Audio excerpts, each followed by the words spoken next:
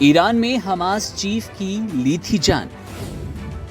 Saudi अरब ने तोड़ी चुप्पी। इजराइल को कड़ी फटकार। हमास के नेता इस्माइल हानिया को 31 जुलाई के दिन मार दिया गया, जिसके बाद से ही हमास इजराइल से बदला लेने की तैयारी कर रहा है। ताज़ा जानकारी के मुताबिक याहिया सिनवार को हमास का प्रमुख बनाया गया।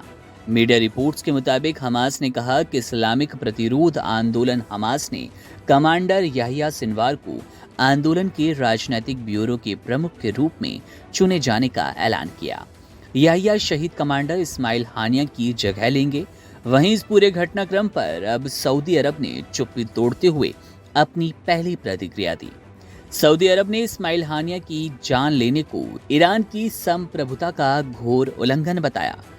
बुधवार को इस्लामिक सहयोग संगठन यानी कि OIC के सदस्यों की एक बैठक के दौरान सऊदी अरब के उप विदेश मंत्री ने इस पर टिप्पणी की। सऊदी उप विदेश मंत्री वलीद अल खुरैजी ने कहा कि सऊदी अरब राज्यों की संप्रभुता के किसी भी उल्लंघन या किसी भी देश के आंतरिक मामलों में हस्तक्षेप को अस्वीकार करता है। ईरान में इस्माइल हानिया की जान लेने पर सऊदी अरब की तरफ से ये किसी भी तरह की पहली टिप्पणी है। OIC की अध्यक्षता कर रहे गाम्बिया के विदेश मंत्री ने भी इसी तरह की मिलीजुली टिप्पणी की। उन्होंने कहा कि पिछले सप्ताह हमास के राजनीतिक नेता की जिस तरह से जान ले ली गई, वो मध्य पूर्व में एक व्यापक संघर्ष की स्थिति पैदा होने का खतरा है। बैठक के बाद जारी एक बयान में कहा गया कि OIC इस जघन्य हमले के लिए अवैध रूप से कब्जा करने वाली ताकत इजराइल को पूरी तरह से जिम्मेदार मानता है। इसे ईरान की संप्रभुता का उल्लंघन बताया गया। बैठक में मौजूद एक वरिष्ठ ईरानी अधिकारी ने कहा, इस्लामी गणराज्य को इजराइल से अपनी रक्षा करनी होगी।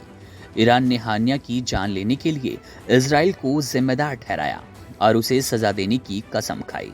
हालांकि इजराइल ने इस हाई प्रोफाइल घटनाक्रम की न तो जिम्मेदारी ली और न ही इनकार किया।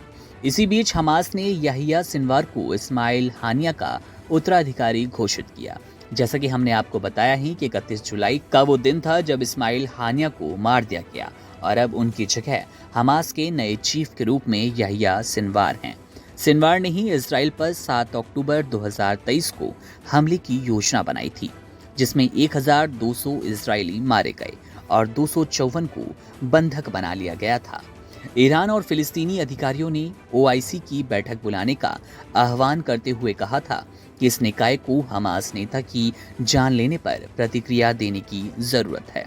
बैठक में बोलते हुए गाम्बिया के विदेश मंत्री ममदू तंगारा ने कहा कि हानिया की जान लेने पर फिलिस्तीनी मुद्दे को दबाया नहीं जा पाएगा, बल्कि इसे और बढ़ा दिया जाएगा, जो फिलिस्तीनी लोगों के लिए न्याय और मानवाधिकारों की तत्काल आवश्यकता को रेखांकित करती है।